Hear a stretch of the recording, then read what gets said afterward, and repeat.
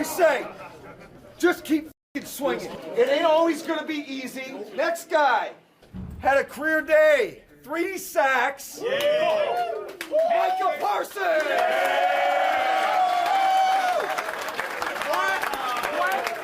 I just appreciate y'all for walking with me.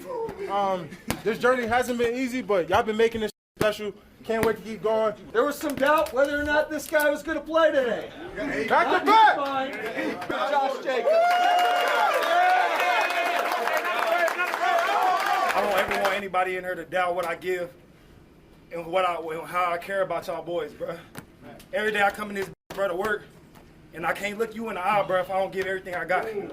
I love y'all boys, bro, and I appreciate y'all for everything, bro. Let's keep working. Well, when our quarterback's coming off and I can see the disdain on his face, and I looked up at the clock, saw how much time was left.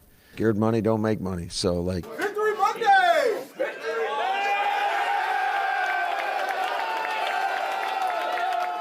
Go Pack on 3. 1, 2, 3. Go Pack. Let's go now. A little life out here.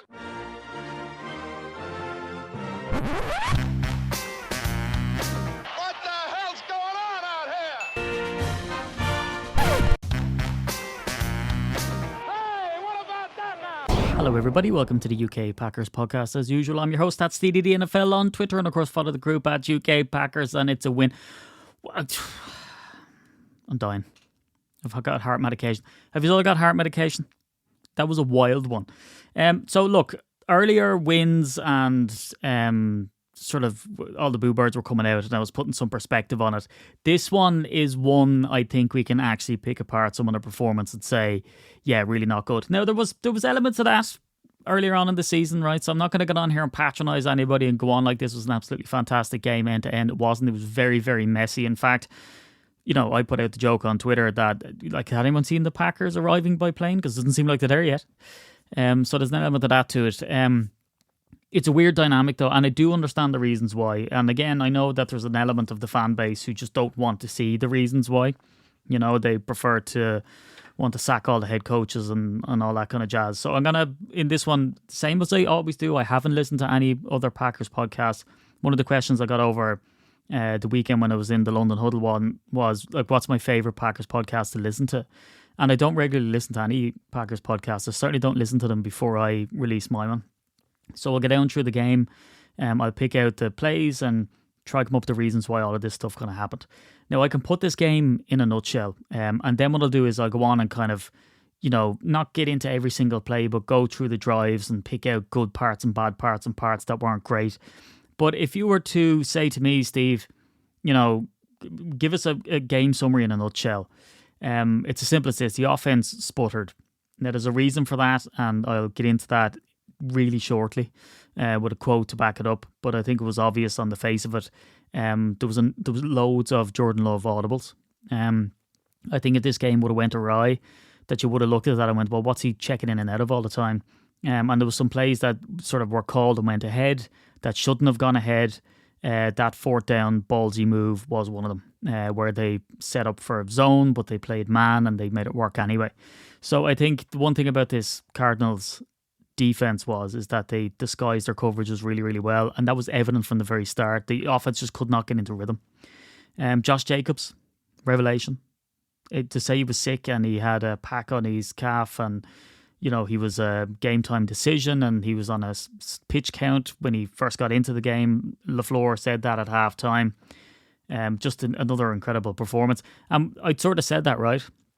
Is that if he's sick, he's going to come out and score 2 tuds, and that's exactly what he did. I'm just going to pause before I get down through all the other sort of revelations and not so revelations on the Packer side of the thing, is just to ask the question. I mean, what did we expect the outcome of this game to be, right? We expected a win, but again, on my Quick Snap episode, I pointed out exactly how this game went in the end, right? Now, I'm not saying like pat myself on the back or whatever, but I'm just saying an awful lot of this punditry and looking at stuff is did what happened? Oh my God. Did what ended up happening, was that predictable in any way? I mean, could we have guessed that was the outcome that could happen based on past performances? And the answer to me is a resounding and obvious yes. What we knew is Jacoby Brissett passed for 320 yards against the Colts. brought that game right up to the line. In fact, Jacoby Brissett's performance in yardage was 100 yards more than what Kyler Murray was able to do when he was out there when he wasn't injured. So just the fact that Jacoby Brissett was going to be out there, it didn't sort of spell to me, oh, great. And I know that there's some, there's parts of the fan base and neutrals who don't look at the game like we do. If you're listening to this podcast, obviously you're interested in kind of the stats and behind the scenes sort of stuff. And all they see is starting quarterback didn't play. This is going to be easy. When we knew that wasn't going to be the case, right? Because he brought this game really close against the Colts, who are doing really well this year. And that was a high scoring game. The other thing that we saw was that the Cardinals lose games by either blowing it in the fourth quarter, which is exactly what they did here, because again, the Packers had not led this game all the way up until the fourth quarter, the last 2 minutes, then we lead, then we win. So they lose it in the fourth quarter. They've done it in umpteen games before now in the season, and did they do it again? Yes. So was Jacoby Brissett going to be good? Yes. Did it happen? Yes. Do they lose close games and sort of capitulate in the fourth quarter? Yes. There was a point in the halfway through, about 7 minutes and 50 seconds through this game, you can follow the probability meter, and it's at 27% for the Packers. So that'll just give you sort of an indication of, looking at the probability side of things, how much the Packers were tipped to win this game at that point. They weren't. Again, that doesn't build in past failings of the Arizona Cardinals. The other thing that we saw with the Cardinals is that they score over 20 points every time except for one game, and they lose close games. So by all intents, what we expected from this game is for them to score more than 20 points. They did. For them to keep the game close, they were leading for pretty much all of it. To not give up and bring it down to the wire, and Jacoby Brissett was going to, all of the stuff that we predicted that was going to happen ended up happening. And we knew that, their offense was suffering because of injuries. Their top wide receiver was coming into the game just off concussion protocol. And so we expected the strongest part of the Cardinals to be their defense, although their offense can't be sniffed at. Again, they're notching up over 20 points a game, which sometimes is enough to win the game. So everything that happened in the game was kind of expected, right? When you look back on it. And when you look at it, I think through that lens, you're not so down on this team, because there's a reason why the Cardinals are bringing absolutely everybody close. And they did it to us as well. And the fact that we could come away with the win is amazing. Anyway, back to my sort of nutshell rundown, as he is nearly 8 minutes into the podcast. Micah Parsons, revelation. That goes without saying. Career day, 3 sacks, and just impacted the play. And I'll get into sort of the play-by-play in a second. Lucas Havrisik is just ridiculous. I mean, to come into a franchise this old, with the gold standard being Mason Crosby for so long. And I mean, at the end of Mason Crosby's career, in fact, Mason Crosby, I think it was a 58-yarder, got his longest field goal in Lambeau the year he retired effectively from the team, or was retired from the team. So the fact that Lucas was able to come in and do what he did as a substitute teacher, it's just another chapter in Packers lore, really. This team is just so full of amazing stories, and this is another one. But going back to Micah Parsons, I would sort of categorize this defense of having 2 different categories. We gave up field goals and we gave up touchdowns. And when we gave up field goals, by and large, the defense did everything that they could to prevent a touchdown, and we were lucky that they came away with field goals. And then the opposite is true for the touchdowns. The touchdowns both went to McBride. On both instances, he was largely unmarked, and that seemed like just a busted coverage or bad defensive call. Or really good for the Arizona Cardinals, because it's very easy to look at it through the Packers lens and go, oh, you've messed up. The Cardinals did a great job. We can admit that. And McBride was their best player. You go to your best player, and they did time and time again, and it paid off. So I think, the touchdowns were their best player and were largely our fault for bad coverage, and the field goals were all on us. We did a great job to force that, and I'll go through a little bit of the play-by-play and show that. And Micah Parsons was a large reason for that. He'd come up with a massive play when we really needed it. Quay Walker was an absolute nuisance as well. He was a revelation on the day. And like I said, the Packers offense only showed up in the second half. So all the way up into the first, at the end, the end of the first half. And again, there was still shining lights in there. There was still passes to Matthew Golden. Dobbs still came down with the ball. Tucker Kraft, like there's plays made that were good, but they were too inconsistent. On first and second down, just wasn't good. It was bad play calls mixed with great disguised defenses, and it was just really grisly viewing all the way up. I think what was the score at the end of the half? 13-6. So again, we were still in it. We still got 2 field goals. Lucas was perfect on the night. There was so many penalties as well. I mean, this game was categorized by just bad penalties, and there was times where, and I'm going to call it out when I go down through my like really high level drive by drive, special teams came out and gave up a big return, and to add insult to injury, they get a face mask call. So there was penalties and really inopportune times when the offense was trying to get something going. There was an offside or whatever, and it was just really disjointed. And we have about 2 drives to thank for the Packers' success on the night, and all the rest of them are just pretty god-awful. And a guy who struggled, and I hate calling people out by singular plays and singular players, because there's often a lot more to it, but let's just call it how it is. Nate Hobbs struggled massively, hugely. And I'll go through the play-by-play and call it out. And I know the guy's a professional, and I don't want to pick on him, and I don't want to be unprofessional and all that kind of stuff, but just calling it as it is, Nate Hobbs really, really struggled. And I really don't understand why Valentine wasn't put out there. I don't know what that decision was about. I'm sure the coaches will be asked about it. They'll be reluctant to talk, kind of like I am, on individual player performances.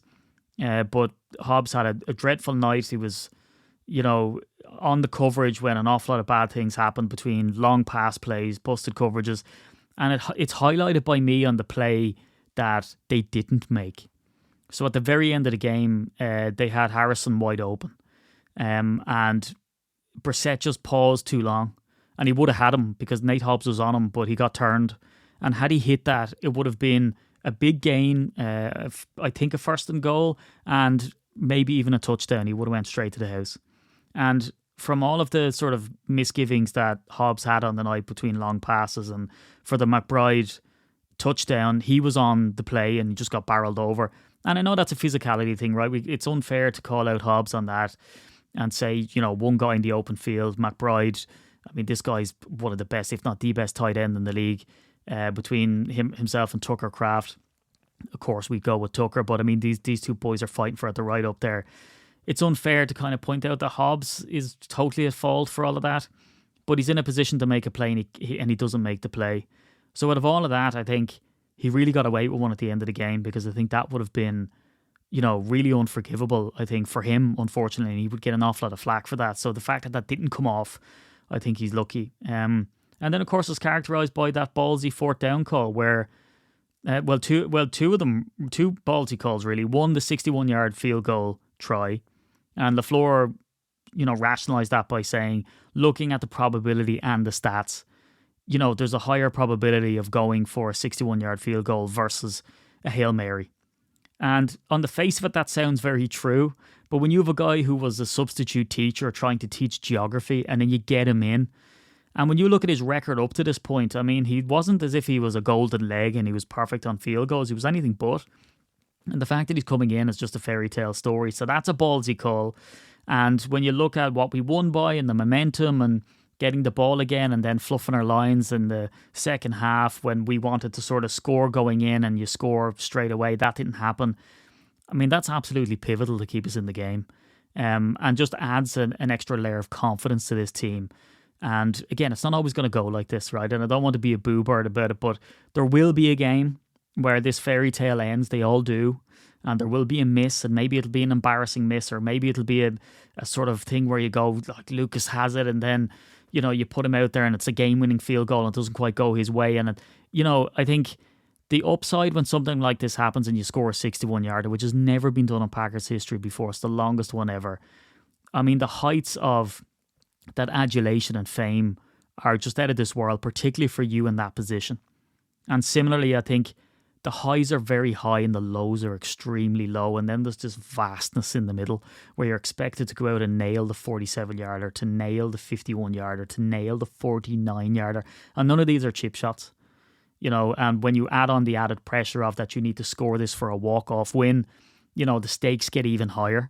So it's not always going to be like this, but while it is, what a story. And then to send the team out and to pull off the field goal kicker and to say, no, go for it. And they do, and they get it. Amazing. Because look, LaFleur didn't call a great game. The coverage was very good. They disguised everything. Jordan Love was clearly struggling and audibling away out there. There was times they play zone and there was no one to throw to. And that was evident on some of the replays. So that was just good defensive play by the Arizona Cardinals. And they were really laying it on Matt LaFleur and calling him a choke artist. And there was an awful lot of sort of conjecture about when it was coming up to that field goal kick. They're like, oh, well, let's get prepared that he's going to try to go for the field goal. And, and there's this stuff about like, well, he calls a timeout and then he just sends the team out again. So he doesn't know what he's doing. I like the fact that he changes, right? And I'm not being a homer here. I'm just trying to call it how I see it. I mean, I've been quite honest about the fact that, the first and second down, some of these plays were really lackluster stuff. And whether it's the play call or the execution or the defensive coverage, it just was not clicking in the first half. And it looked like the Packers had crapped the bed on offense. And for him to come out and have that faith in his quarterback, to read his face and go, well, look, and just the ballsiness of like, scared money doesn't make money. I mean, put it on a t-shirt, man. I mean, that is unbelievable. And if you're going to, make him a scapegoat and, and say the plays aren't great, when he does something like that, you are allowed, right? We will all allow you as Packers fans to turn around and give him his kudos and give him the flowers that he deserves. Because all of those decisions, aggregated to come away with this win, where, like I said, halfway through the fourth quarter, we were, 27% likely to win this game. It takes all of these things. And I always say that anecdote of like the wings never just fall off and it crashes. Sometimes when it comes to a win like this, you have to build it all up. And look, at the end of the day, the Packers on offense and sometimes on defense when we talk about McBride, but you have to again acknowledge the fact that these are elite opposition players and that Jacoby Brissett is, passing for more yards than Kyler Murray could. Now, I know the focus is different because he runs and Jacoby doesn't, even though he had some legs on him, and you have to sort of factor all that into it. But what the scary part about all of this is that the team didn't play well in the first half. The offense barely showed up, yet we're still beating teams. There's a lot to be said for it. There really is. And I'm going to remind you again, the Packers have lost one single game this season. Every other game, and I mean, we've looked at it and I've talked about it to death. We come up against the Cleveland Browns, the best defense. Now you can see their offense clicking in the league and they're blowing teams out. So in hindsight, when you look back, you go, we could have won that game. A field goal kick doesn't get blocked. We win the game. We walk off. We go, oh my God. The Browns go on and do what they inevitably were going to do. And they start annihilating teams, both on defense and now offense is clicking. And then you look back at it and go, oh, they actually were a good team. And then you look at you look at this squad and you go, they might go on and do the business. And I mean, they're going to break records in a really bad way, in the sense that they've lost one-score games for the last 5 games in a row now, which is sick. 2 of those games have been lost by 1 point. This is a good squad. They're able to put up north of 20 points every game, no matter who's in there, no matter who's injured. To me, that's a good squad. So look, what I'll do is I'm going to go down and again, like I always do, and like you must enjoy if you're listening, I'll get down through some of the plays and just kind of highlight what I'm talking about. More so that theory and that explanation of, when we gave up touchdowns, it was kind of like, well, that's a bad thing. But then when we gave up field goals, we're like, well, that's a good thing, right? So the Packers defense come out and straight away we're getting absolutely gassed. And we're getting gassed by the 4th string running back, Knight, right? And it's insane on the face of it because you sort of go, well, this happened to the Packers plenty of times before where we would have a really good pass defense and really high up on the rankings. And we'd go, we're doing really well. And then you look back at it when we start getting ran all over and you go, oh yeah, that's because we were facing 2nd, 3rd stringers. Whereas this time we were legitimately facing the 4th string. And all credit to Knight. He came out and was absolutely fantastic. I mean, 1st and 10, 9-yard run. Knight right up the middle then straight after that for a first down. Another big run by Knight. Only McKinney's there to tackle him. They get their quarterback sneak. And then it all culminates in the fact that he drops a pass. And we get the 3rd and 10. McBride gets a pass for 8. And we sort of think like, oh, finally we're going to get off the field. And then Quay Walker gets a penalty for roughing the passer for hands to the face, and it's half the distance to the goal. And this is what I mean. So they're on 1st and goal on their first offensive drive. And this is where the magic that is Micah Parsons comes in. And this is my point of, 1st and goal. And they've marched down the field between penalties and massive runs that we don't seem to be able to stop. You get into an area that's condensed on the field, and you would imagine, right? You run the ball, and you're goosed. I mean, we can't stop this guy, albeit he's a 4th string. This guy's playing out of his skin. 1st and goal, Parsons, great tackle on Knight, stops him moving. 2nd and goal, incomplete pass, but it was brilliant pass rush, great pressure from Parsons again. 3rd and goal, Micah Parsons gets the sack, and they come away with a 37-yard field goal. So for a 7.5-minute drive to start the game, which is kind of what's been happening to the Packers, right? We can't get off the field on 3rd down sometimes. When it mattered, Micah Parsons came in and just was that difference maker. And that was 1 of 3 sacks on the night. They come away with a field goal. And yes, let's do the sort of the yin and the yang, the swings and the roundabouts. It's bad that a 4th string running back is doing this to us, but it's fantastic that, they zap up all of this time and take that away from the Packers and to come away with a field goal. The second time this happens is when the defense come out for the 3rd time. So the second time that they come out, again, they started off with a 1st and 10 massive run by Knight, but between a mixture of Kingsley Enagbare for a massive tackle for a loss in the backfield, and again I say massive, I think he pushed him back 2 yards, but to hit him behind the line of scrimmage is fantastic. Then there's the fumble recovery by McKinney because Keyshawn Nixon punches the ball out. Now the ref ultimately sort of reverses that, but it comes down to a punt on 4th and 10. So again, just very convincing. We're into the second quarter at this stage, and the defense are great. And this is what I mean about a field goal. That really should have been a touchdown. Tackle for a loss. Parsons gets a sack, but he gets that penalty for the hip drop. Jacoby Brissett looks like he's limping, but it really doesn't impact him for the rest of the game. All throughout this, Parsons is looking really lively again. And then McBride just makes the 1st down. But of course, this is the first sort of real concern of where Nate Hobbs is in trouble, because there's a massive catch by Harrison Jr. Hobbs is on the play.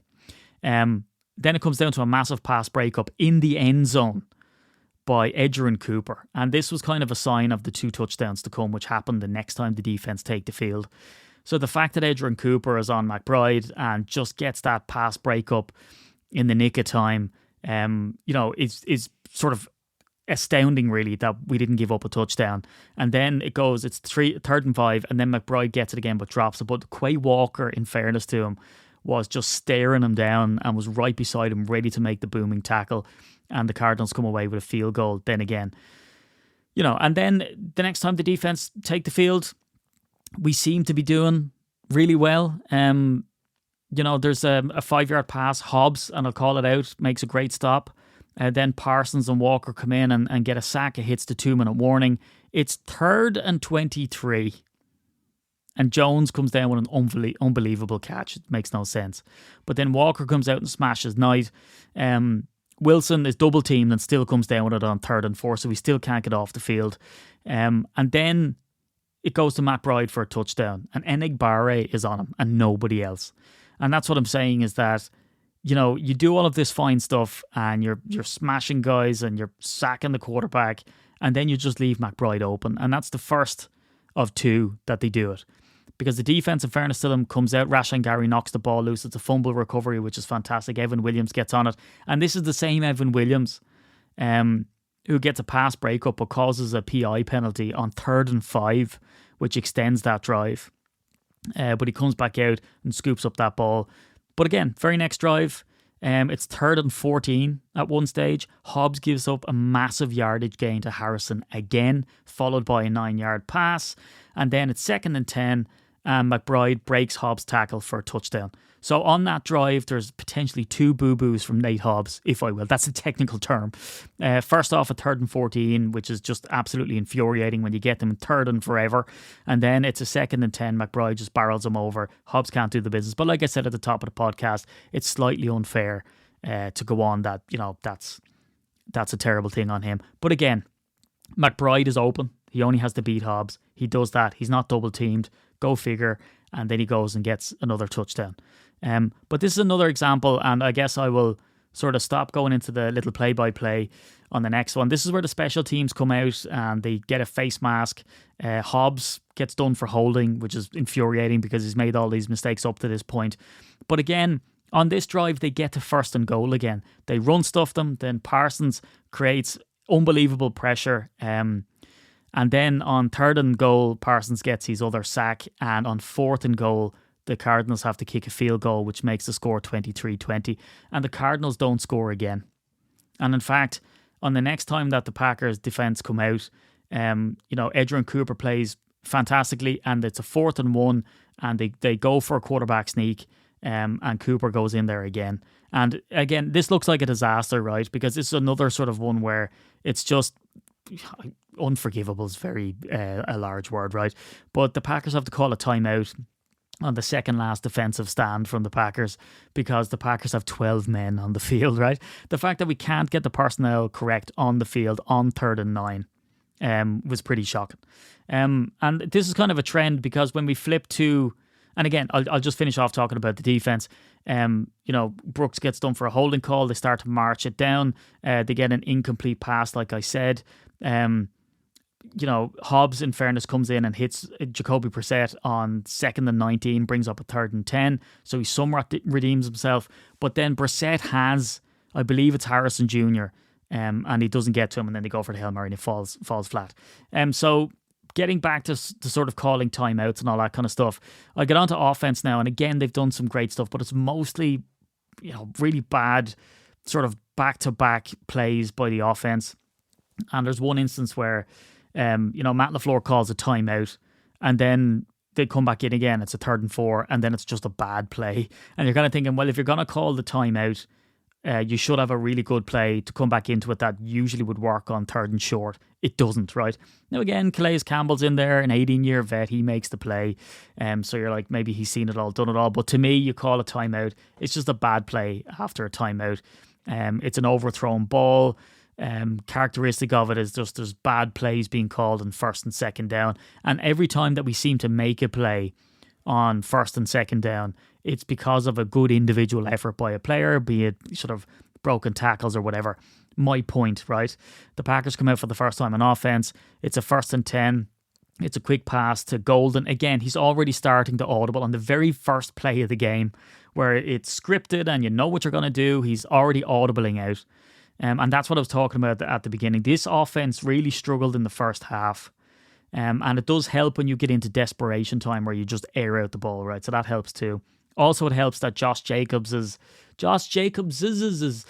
pitch count started to go away. And Matt LaFleur said that at the half, is that they were going to play him a lot more because he needed him. And again, you can look at that two ways, right? Number one, the Packers' offense are nothing without Josh Jacobs, blah, blah, blah. Or you can see it that he is obviously a big part of this offense and he was used more and they get purchased off that. Again, to explain this type of offense in a very simplistic fashion, it is predicated on the run. You have to make them bite on the run, and Josh Jacobs is perfect for doing that, even when he's injured and sick, or both. And then you can start getting off some passes to the likes of Matthew Golden, right? So when that wasn't working, the offense is pretty one-sided. And this is the type of thing that happens. Wilson wasn't able to get the game going. And in fact, when it was 3rd and 4, Wilson had that bad run after the timeout on the very first offensive play. But look, there was some good stuff in there. 1st and 2nd down to begin the game, not great. 3rd and 5, slant to Golden for how much? 11 yards. Amazing. 1st and 10, Jacobs, 1 yard run. Not great. 2nd and 9, Wilson. And this is what I'm saying about sometimes it's the 2nd and 3rd effort from players.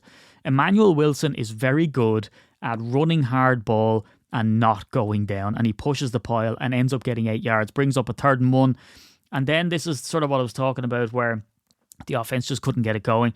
There was a couple of times that Love was calling audibles and he was doing a head nod, right? And I don't know why it was so obvious, right? Because there was so much green and gold in the crowd that it wasn't that noisy on offense, to be honest. So why he was having to sort of telegram exactly what he was doing, but this was one of those where he obviously calls Wilson over. And again, you can say, Steve, it's all part of the magic trick.